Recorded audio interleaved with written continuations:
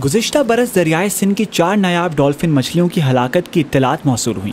इन पुरस्रार अमवात ने सूबाई महकमा जंगली हयात और गैर सरकारी कंजर्वेटर्स को इस मामले की जानिब मुतवज्जह किया। 20 जनवरी 2022 को सक्खर में 3 नायाब इंडस डॉल्फिन मछलियों को एक नई तहकीक के लिए सैटेलाइट टैग किया गया। एशिया की तारीख में अपनी नौयत के इस पहले इकदाम के जरिए WWF और सिंध वाइल्ड लाइफ डिपार्टमेंट का मकसद इस नायाब मखलूक के बारे में तफहीम को बढ़ाना है। टीम सोच ने WWF के रिवर डॉल्फिन रिवर इनिशिएटिव की एशिया कोऑर्डिनेटर डॉक्टर उज़मा खान से बात की। We took the risk, we tried और we are very excited कि so far dolphins के ऊपर वो हैं अभी तक।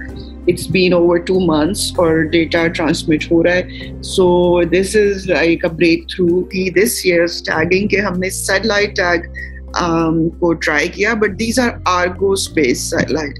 सो इसका मतलब ये है कि टैग जो है वो मैसेज भेज रहा है सैटेलाइट को कि मैं यहाँ हूँ, और जब 3 मैसेजेस उसको कनेक्शंस बनते हैं टैग से, तो वो एक उसको जिसको ट्रायंगुलेशन कहते हैं, ये मार्क कर देता है कि आपकी डॉल्फिन यहाँ है। I can tell you that dolphins are moving quite a bit more than our expectations. तो हम चाहते हैं कि थोड़ा सा हमारे पास प्रॉपर अभी, क्योंकि अभी 2-2.5 महीने हुए हैं, so we want के और जितना भी हो then we'll analyze it and we'll share with everyone. मुझे तो लगता है कि हमें बहुत कम अभी पता है इंडस डॉल्फिन के बारे में। उसकी हमें ये समझ नहीं है अभी तक कि वो कितना मूव करती है।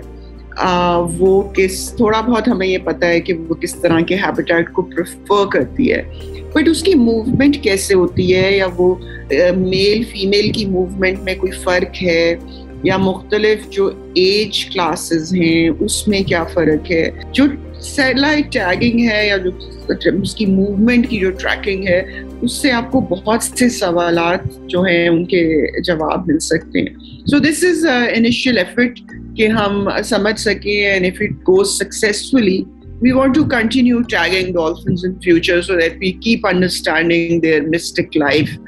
क्योंकि अभी कुछ हम चाह रहे हैं कि जितना, because the better you understand, the better you can conserve them. दरियाए Sindh की डॉल्फिन मछलियां मादूमियत के खतरे से दोचार एक मुनफरिद नस्ल हैं। इनमें देखने की सलाहियत नहीं होती, लेकिन इसकी जगह इनमें इको लोकेशन मैकेनिज्म पाया जाता है, जिससे वो अपने शिकार को तलाश करने के लिए इस्तेमाल करती हैं।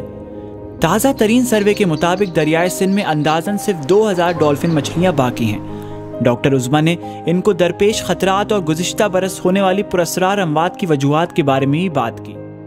So, कभी ये जो आपको मिलती हैं रिपोर्ट्स या कुछ, वो बहुत लाइकली है कि वो या तो वो फिशिंग नेट में मरी है, या अगर वो आपको कैनाल के अंदर मरी हुई मिली है, तो भी उसमें भी ये होता है कि वो कैनाल में फंसी हुई है, वो वापस यूजुअली कैनाल में चली जाए तो वो वापस नहीं आ सकती, क्योंकि वाटर लेवल कॉन्स्टेंटली लो हुए जा रहा होता है। नेट अगर बहुत बारीक हो, जो कि डेडली है उनके लिए, जिसको हम मोनोफिलामेंट नेट कहते हैं, वो कभी उनका एको-लोकेशन भी डिटेक्ट नहीं कर सकते। When they get entangled in a fishing net, they just can't breathe. वो basically drown हो जाती है, so वो डूब के मरती हैं क्योंकि उनको सांस नहीं लेती, और वो काफ़ी quickly होता है। दूसरी चीज़ ये होती है कि the more the animal struggles कि वो नेट से निकले, वो घूमती हैं, तो उसका जो आगे रोस्ट्रम है वो उतना ही फंसना शुरू हो जाता है।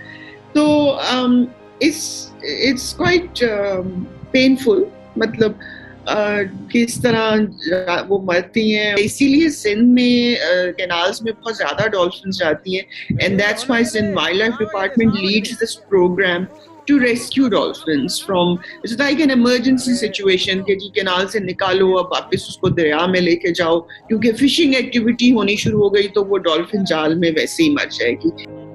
तारीख बताती है कि इंडस डॉल्फिन मछलियां दरियाए सिंध के इंडस डेल्टा से लेकर कोए हिमालय के दामन तक आज़ादी से तैरती थीं, लेकिन अब डैम और बैराजों की तामीर और इंसानों की दीगर नामुवाफिक सरगर्मियों की वजह से इनका मस्कन 20% तक सुकड़ गया है।